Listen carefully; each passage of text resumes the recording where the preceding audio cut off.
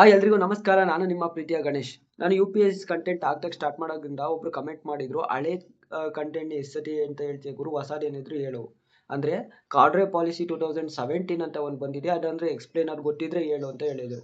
ಅದನ್ನ ನಾನು ಸ್ಟಡಿ ಮಾಡಿದಾಗ, ರಿಸರ್ಚ್ ಮಾಡಿದಾಗ ಗೊತ್ತಾಗಿದ್ದು ಏನು ಅಂದ್ರೆ, ಓನ್ಲಿ ಒನ್ ಥಿಂಗ್ ಗೊತ್ತಾಗಿದ್ದು, ಜಾಸ್ತಿ ಏನು ಚೇಂಜ್ ಮಾಡಿಲ್ಲ, ಬರೀ ಒಂದೇ ಲೈನ್ ಚೇಂಜ್ ಮಾಡಿರೋದು. ಬಟ್ ಕನ್ಫ್ಯೂಸ್ ಆಗಿರೋದು ಪೀಪಲ್ಲು, ಅಂದ್ರೆ ಜನ.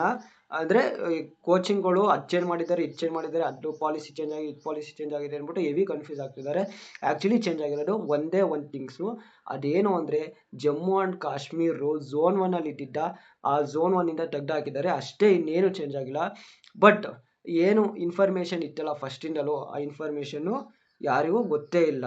ಅದಕ್ಕೋಸ್ಕರ ಎಲ್ಲ ಆಸ್ಪಿರೆಂಟ್ಸು ಕನ್ಫ್ಯೂಸ್ ಆಗಿದ್ದಾರೆ.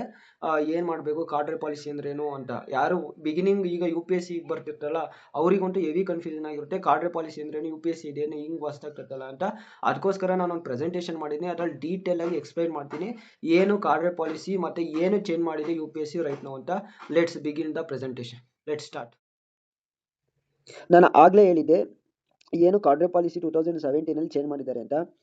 ಓನ್ಲಿ ಚೇಂಜ್ ಮಾಡಿರೋದು ಸಿಂಪಲ್ ಚೇಂಜ್ ಅಷ್ಟೇ, ಬಟ್ ಎಲ್ಲ ಕನ್ಫ್ಯೂಸ್ ಆಗ್ತಿರೋದು ತುಂಬ ಚೇಂಜ್ ಮಾಡಿದ್ದಾರೆ ಅಂತ. ಒನ್ ಥಿಂಗ್ ಕೇಳಕ್ಕೆ ಇಷ್ಟಪಡ್ತೀನಿ, ಏನು ಚೇಂಜ್ ಆಗಿಲ್ಲ, ಸಿಂಪಲ್. ನೆಕ್ಸ್ಟ್ ನೋಡಿ, ಇದ್ರ PDF ಈಗ ಏನು ಮಿನಿಸ್ಟ್ರಿ ಆಫ್ ಪರ್ಸನಲ್ ಬಿಟ್ಟಿದೆಯಲ್ಲ, ಅದನ್ನ PDF ನಾನು ಟೆಲಿಗ್ರಾಮ್ ಚಾನಲಲ್ಲಿ ಹಾಕಿದ್ದೀನಿ. ಹೋಗಿ ಅಲ್ಲಿ ಸರ್ಚ್ ಮಾಡಿರೋ, ಮೀನ್ಸ್ ಈಗ ಇವತ್ತು ಶೇರ್ ಮಾಡಿರೋದು ಕಾರ್ಡ್ರೆ ಪಾಲಿಸಿ 2017 PDF ಸಿಗುತ್ತೆ. 7 pages ಇದೆ.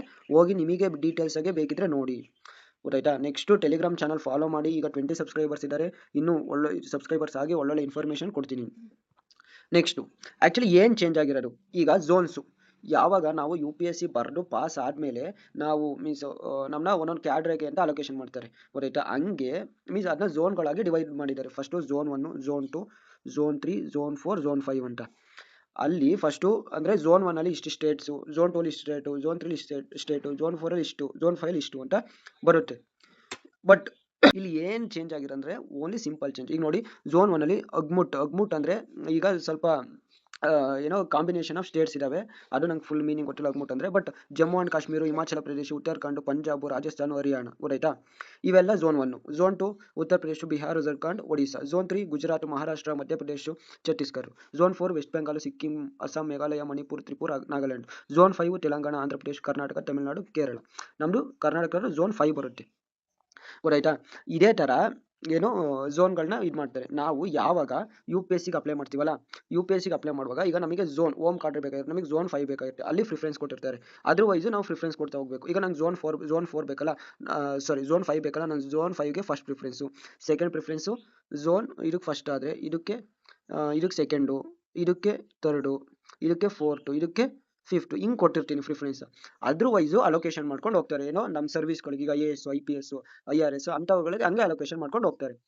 ಬಟ್ ಇಲ್ಲಿ ಏನಾಗಿದೆ ಅಂದರೆ ಕನ್ಫ್ಯೂಷನ್ ಆಗಿರೋದು, ಓನ್ಲಿ ಚೇಂಜ್ ಆಗಿರೋ ಒನ್ ಥಿಂಗ್. ಅದು ಏನು ಅಂದರೆ, what is the change, only simple change. ಏನಂದರೆ, after the Jammu and Kashmir reorganisations act 2019, the Jammu and Kashmir state cadre was removed from zone 1 of cadre allocation policy 2017 applicable from 2019 onwards, while other provisions remain unchanged.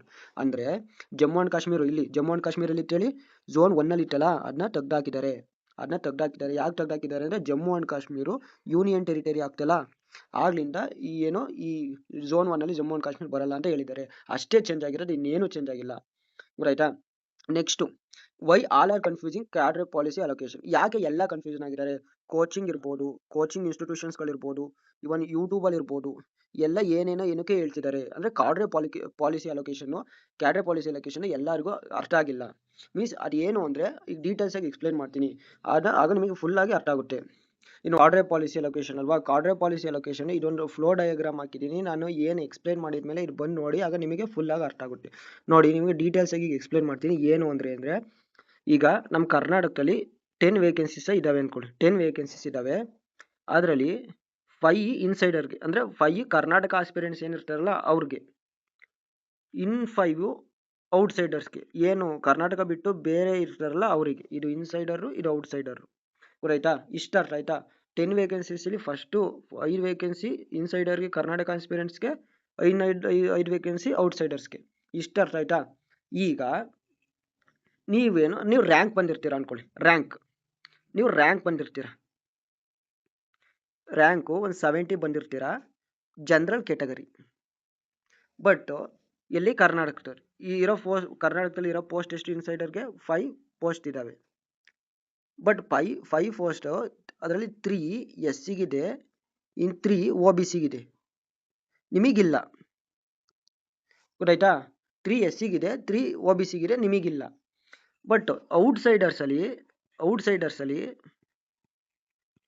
2 post ಜನರಲ್ಲಿಗೆ IAS ಇದೆ, 2 ಪೋಸ್ಟಸ್ಸು ಜನರಲ್ಲಿಗಿದೆ, 3 O B ಸಿಗಿದೆ ಅಂದ್ಕೊಳ್ಳಿ. Outsiders ಇದರಲ್ಲಿ 5, ಇದರಲ್ಲಿ 5, ಇದರಲ್ಲಿ 5, ಎಷ್ಟು total 5 ಅಲ್ವಾ? ಇಷ್ಟ ಅರ್ಥ ಆಯ್ತಾ? ರ್ಯಾಂಕ್ 70 ಬಂದಿರ್ತೀರ ಜನರಲ್ಲು, ಬಟ್ ಇನ್ಸೈಡರಲ್ಲಿ 5 ಪೋಸ್ಟ್ ಇದ್ದಾವೆ, ಅದರಲ್ಲಿ 3 ಎಸ್ ಸಿಗಿದೆ, 3 ಒ ಬಿ ಸಿಗಿದೆ, ಜನರಲ್ಗಿಲ್ಲ. ಬಟ್ ಔಟ್ಸೈಡರ್ ಇದರಲ್ಲಿ 2 ಪೋಸ್ಟಸ್ ಜನರಲ್ಗಿದೆ, 3 ಪೋಸ್ಟಸ್ ಒ ಬಿ ಸಿಗಿದ್ದಾವೆ. ಈ ಥರ ಅನ್ಕೊಳ್ಳಿ. ಈಗ ನಿಮಗೇನಾಯಿತು? ಈಗ ನಿಮಗೇನು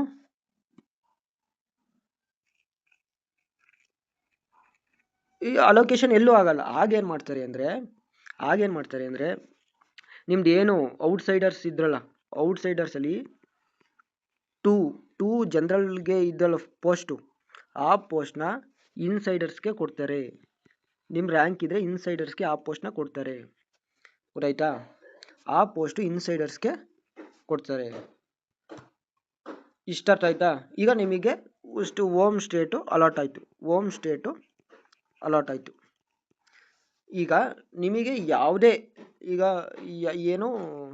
ಯಾವುದೇ ಏನು ಅಪ್ಲೈನೇ ಮಾಡಿಲ್ಲ, ಪ್ರಿಫರೆನ್ಸೇ ಕೊಟ್ಟಿಲ್ಲ ಅಂದರೆ ಅಲಾಟ್ಮೆಂಟಲ್ಲಿ ಯಾವ ಥರ ಇದಾಗುತ್ತೆ ಅಂದರೆ, ಯಾವುದೋ ಒಂದು ಇದಕ್ಕೆ ಏನೋ ಆಲ್ಫಾಬೆಟಿಕ್ ಆರ್ಡರು ಪ್ರಿಫರ್ ಆಗುತ್ತೆ.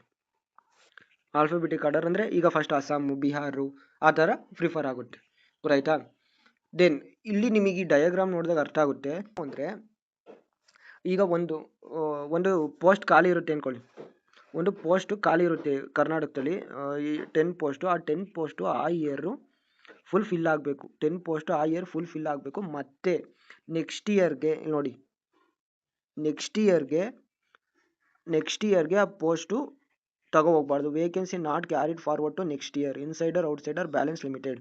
ಈಗ ಇನ್ಸೈಡರ್ ಔಟ್ಸೈಡರ್ ಬ್ಯಾಲೆನ್ಸ್ ಯಾಕೆ ಇದು ಮಾಡೋದು ಅಂದರೆ, ಈಗ ಒಂದೇ ಸ್ಟೇಟರ್ ಆದರೆ ಅಷ್ಟು ಗೊತ್ತಾಗಲ್ಲ. ಮೀನ್ಸ್ ಎಲ್ಲ ಒಂದೇ ಮಾತಾಡಿಕೊಂಡು ದಬ್ಬಾಳಿಕೆ ಮಾಡ್ತಾರೆ ಅಂದ್ಬಿಟ್ಟು ಎಲ್ಲ ಈಗ ಇವ್ರು 5 ಜನ ಅವ್ರು 5 ಜನ ಎಲ್ಲರನ್ನೂ ಹಾಕಿ ಒಂದು ಇದು ನೋಡ್ತಾರೆ ಅಷ್ಟೇ. ಇದೊಂದು ಪ್ರಿಫರೆನ್ಸ್ ಥರ ಒಂದು ಮಾಡಿದ್ದಾರೆ. ಈಗ ಇವ್ರು 5 ಜನ ಅವ್ರು 5 ಜನ ಆ ಥರ ಒಂದು ಪ್ರಿಫರೆನ್ಸ್. ಈಗ ನೀವು ಇಲ್ಲಿ ಕರ್ನಾಟಕದಲ್ಲಿ ಇರ್ಬೋದು, ಬೇರೆ ಸ್ಟೇಟಿಂದ ಬಂದಿರೋ ಆಫೀಸರ್ಗಳು ಇದ್ದಾರೆ, ನಮ್ಮ ಸ್ಟೇಟಸ್ಗೂ ಆಫೀಸರ್ಸ್ಗಳು ಇದ್ದಾರೆ. ಈ ಥರ ಒಂದು ಇನ್ಸೈಡರ್ ಔಟ್ಸೈಡರ್ ಪ್ರಿನ್ಸಿಪಲ್ಲು. ಇದೇನು ಅಷ್ಟೊಂದು ಮ್ಯಾಟ್ರ್ ಆಗಲ್ಲ. ಬಟ್ ಓನ್ಲಿ ಚೇಂಜ್ ಮಾಡಿರೋದೇನು ಅಂದರೆ, ಜಮ್ಮು ಆ್ಯಂಡ್ ಕಾಶ್ಮೀರು ಝೋನ್ 1ಇಂದ ತೆಗೆದಾಕಿದ್ದಾರೆ ಅಷ್ಟೇ, ಇನ್ನೇನು ಚೇಂಜ್ ಆಗಿಲ್ಲ. ಇದಾಗಿತ್ತು ಇವತ್ತಿನ ಕಾಡ್ರೆ ಪಾಲಿಸಿ ಎಕ್ಸ್ಪ್ಲನೇಷನ್ನು. ಇದೇ ಥರ ಒಂದು UPSC ಕಂಟೆಂಟ್ಗೋಸ್ಕರ GG ಬ್ರದರ್ಸ್ನ ಫಾಲೋ ಮಾಡಿ, ಸಬ್ಸ್ಕ್ರೈಬ್ ಮಾಡಿ, ಶೇರ್ ಮಾಡಿ, ಲೈಕ್ ಮಾಡಿ. ನಿಮ್ಮ ಬ್ರದರು ಅಥವಾ ನಿಮ್ಮ ಸಿಸ್ಟರು ಯಾರೋ UPSC ಮಾಡ್ತಿದ್ರೆ ಅವ್ರಿಗೆ ಖಂಡಿತ ಹೆಲ್ಪ್ ಆಗುತ್ತೆ.